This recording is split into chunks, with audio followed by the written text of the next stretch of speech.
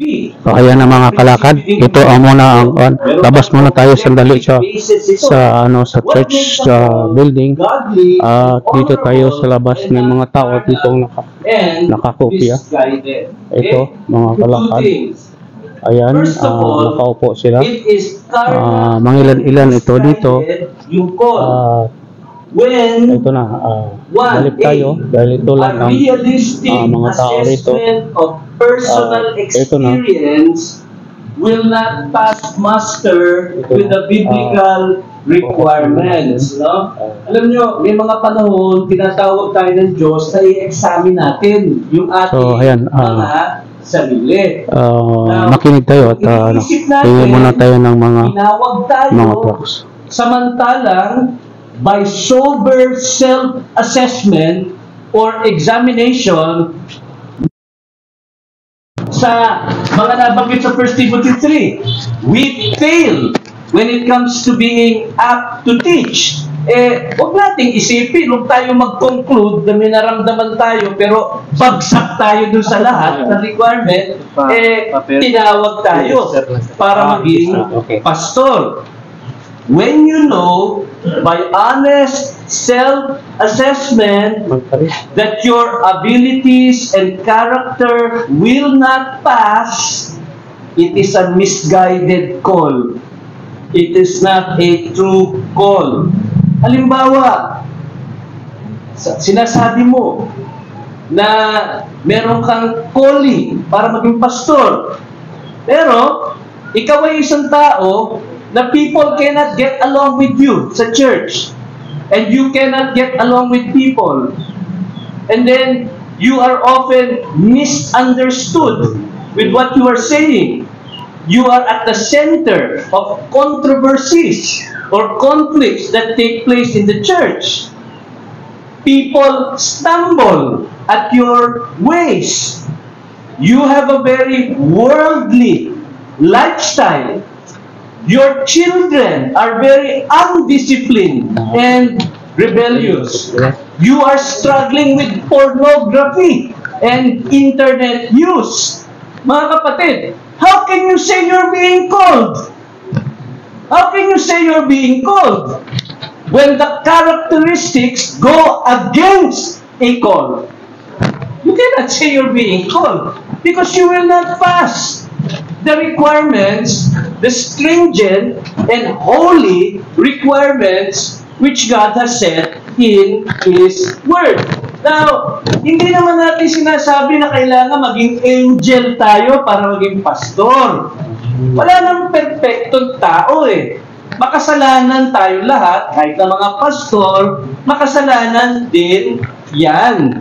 Pero, ang point dito, there must be to some degree a level of blamelessness and respectability to pass and become an effective man of God for God's people.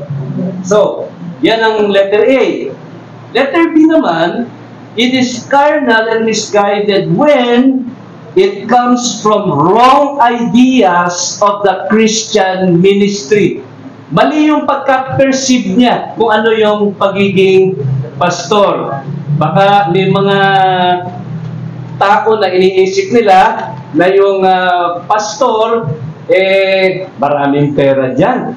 Yayaman ako dyan. Kasi may mga kilala ko na pastor, ang yaman na nila. Dati, wala silang pera. Ngayon, dami nilang pera. Hindi po ito lugar ng pagpapayaman. Magnegosyo na lang kayo. Mas maganda pa. Mas malaki pang chance na yumaman kayo kung magnegosyo kayo. So this is not a place to enrich one's self. This is also not a place to impress people with your knowledge or your abilities. Hindi ito lugar para ipagmayabang ang galing mo sa doktrina, ang dami mong pinag-aralan, mahilig ka mag-research, kailangan masabi ko to sa mga tao, yung pinag-aralan ko, kailangan ituro ko to sa kanila. Tapos, meron kang level din na magsalita, tingin mo, walang ibang forum para ipakita ko itong gifts na ito, kundi sa harap. natitingnan naman ako ng mga tao, hahangaan ako sa pinag-aralan ko at kakayanan ko, mga kapatid, mag-artista na lang kayo kung gusto nyo maraming fans. Hindi ito lugar para i-entertain o impress yung mga tao sa mga abilidad o pinag-aralan nyo. Ang isang pastor dapat mapagkumbaba. Kasi halimbawa siya sa mga tao. Kung yung pastor mayabang, huwag kayong magulat kung kalahati ng members nyo ay mayabang din. Nakikita nila sa inyo eh.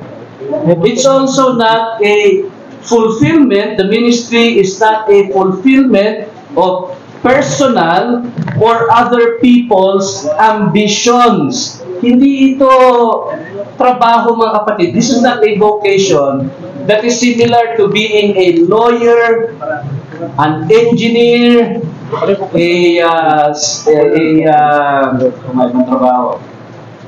doctor. Hindi ito gano'n na bata ka pa. Ano gusto mo paglaki mo? Gusto ko maging doktor, gusto ko maging abogado.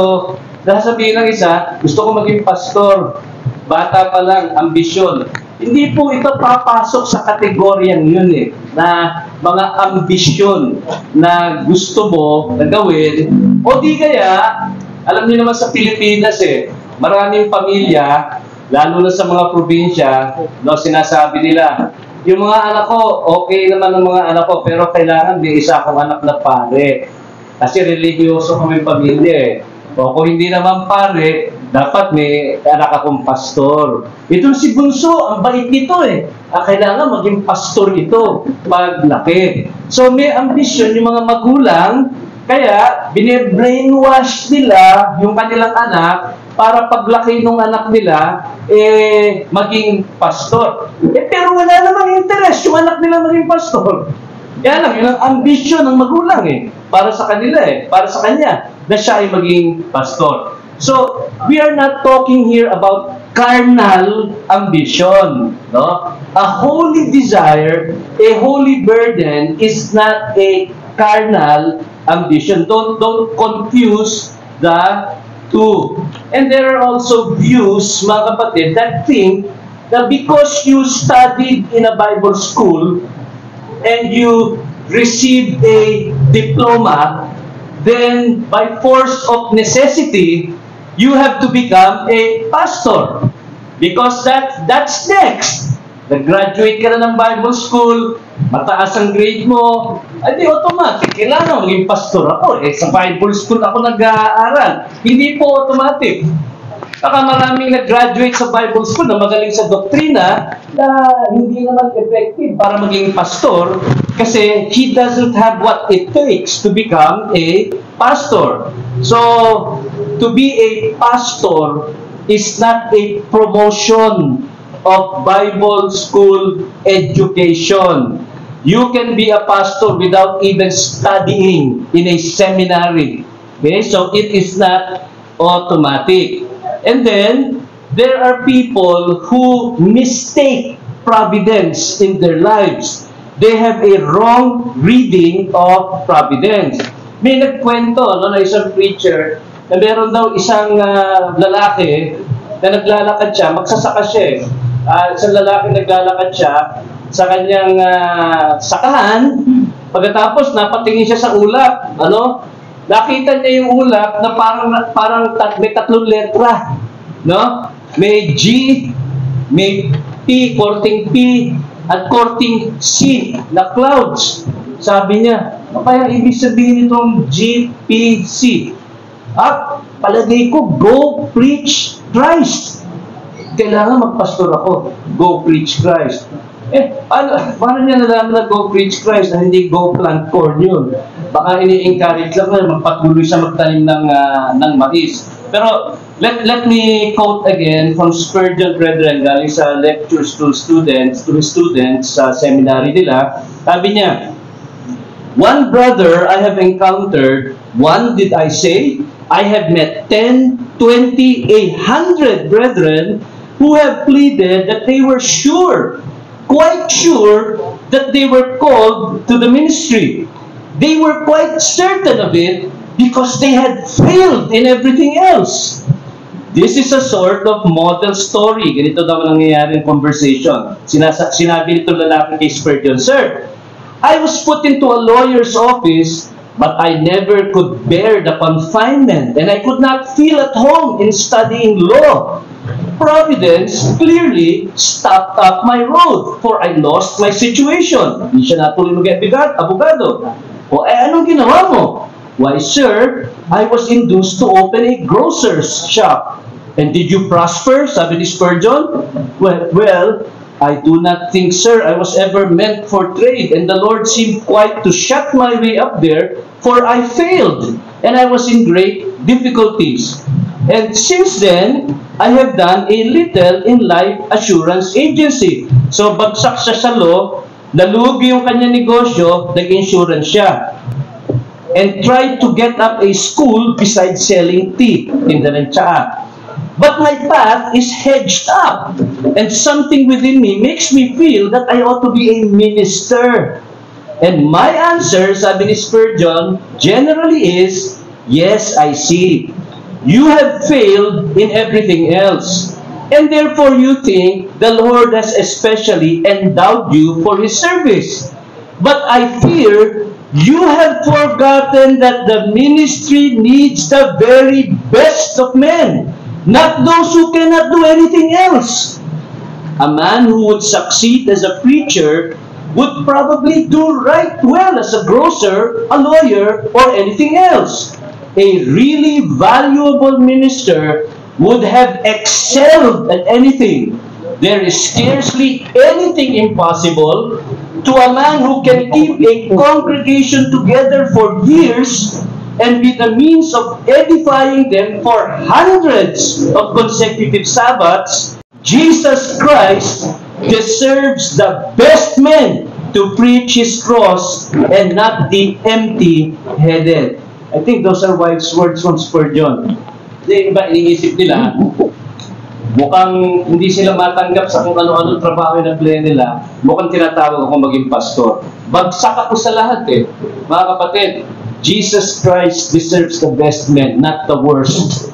He deserves the best service from the best men, and those best men will be those whom He calls, equips, and qualifies for the office. Okay, so that's the carnal and misguided call. Now, ano yung holy and legitimate call? It is holy and legitimate when, number one, letter A realistic assessment of one's personal experience meets to some degree, not to perfection, but to some degree, the qualification of gift and grace pertaining to the ministry. Yung gift, ability to teach, yung grace, yung mga spiritual requirements na inisa-isa ni Paul. So 1 Timothy 3. That is, after sober self-examination, pinag-aralan mo sarili mo. You see yourself as growing in grace steadily over the years. Lumalago ka. You are developing in respectability and character. Ginagalang ka ng mga tao sa church. You are being recognized for your example. You are being sought for counsel. You are being appreciated for your zeal and diligence. And you are active in some form of speaking ministry. Baka nandyan yung tawag sa'yo. Pag tinignan mo yung sarili mo, lumalago ka sa biyaya ng Diyos, meron ka namang abilidad na magturo at based sa feedback ng mga tao, nabibless sila, naintindihan nila, na-encourage sila sa iyong pagtuturo. So, that is one area where the call may be a proper call. When you pass to some degree, maybe not yet to great degree, but to some degree, the graces and the gifts necessary for the Christian ministry. Letter B, it constitutes a proper call, it is a holy and legitimate call, when a measure of the knowledge of the breadth and length of the ministry is present. Ibig sabihin, may idea ka mga kapatid kung ano pinapasukan mo. Na hindi ito ambisyon, no? Hindi ito pagmamayabang lang, hindi ka gaya-gaya lang, hindi ito minana mo lang, hindi. Kailangan may idea ka na to be a pastor is to be a pastor of people, no? It is a stewardship from the chief shepherd given to you as one equipped by God's grace, and you are one in whom the Holy Spirit has worked over the years for you to manifest some degree of spiritual maturity. Dapat yun ang conception natin pagdating sa Christian ministry. Hindi ito showcase of gift and learning, but a stewardship from Christ for you to take care of His sheep, to feed them, to comfort them when they grieve, to encourage them when they are weak, to help them when they need help. Yan ang duty mo, kapatid. Yan ang duty natin, at yan ay hindi isang madaling gawain. Mahirap na gawain yan, kaya nga, the natural person will not pursue this very strongly for the sacrifice and self-denial and effort that it needs without in fact, a substantial remuneration. Sasabihin ng mga tao, ba't ako papasok dyan? Mahirap nang alagaan ang sarili ko, aalagaan ko pa yung 100 tao, pagkatapos ang sweldo naman na makukuha ko dyan, kulang-kulang pa kumpara sa ibang mga sweldo. Kaya nga yung mga tinawag dito, nilagay talaga ni Jesus yung pagtawag sa puso nila na handa silang harapin yung hamon at responsibilidad ng ministry. And in forming an idea of the breadth and length or the scope of the ministry, dapat alam natin that this would involve teaching gifts, for part of shepherding is communicating the Word of God to people. Kaya nga, ang isang pastor, dapat may personal submission siya sa authority ng salita ng Diyos. Hindi yung nagmamarunong siya na parang galing sa kanya yung authority na meron siya, pagpapahayag lang ng pagpapasakop niya sa salita ng Diyos. He must understand to some degree God's Word. He must have a high and holy regard for it, that he will not make it a joke book, but a means of edifying God's people. He ought to have a substantial knowledge of its theology and organization. Naintindihan niya yung theology ng scriptures. Dapat naintindihan niya. That's why we encourage people to study theology.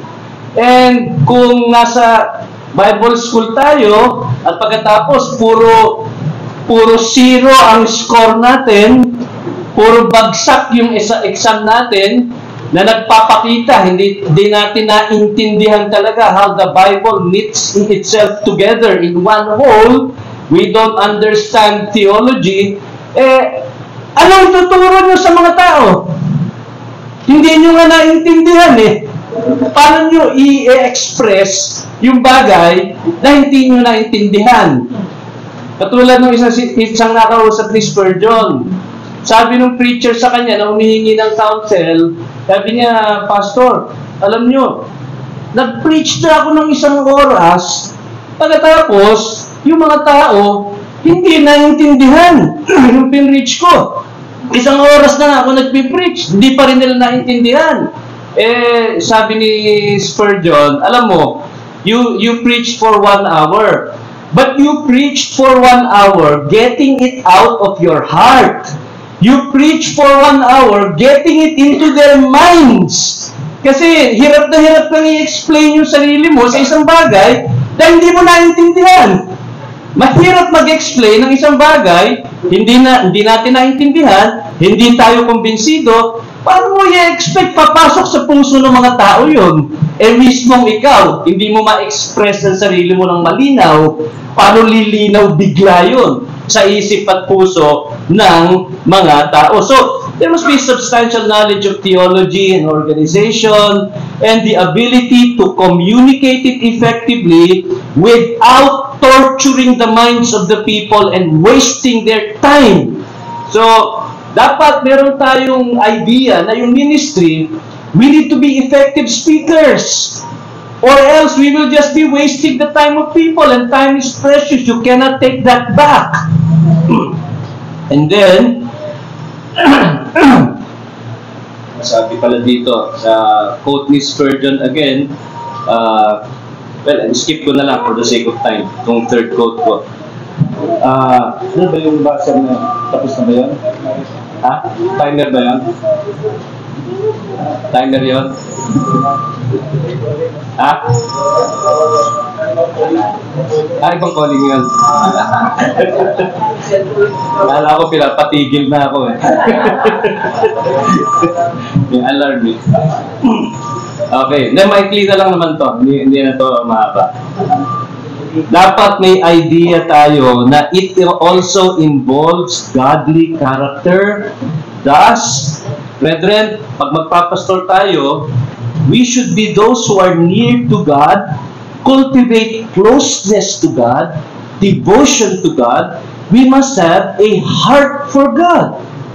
We must be spiritually head and shoulders above the people. Hindi yung mga tao, nagdi-devotion sila 3 times a week, ikaw 4 times a week lang. Kaunti lang diferensya. Hindi dapat ganun. You must be people who are spiritual.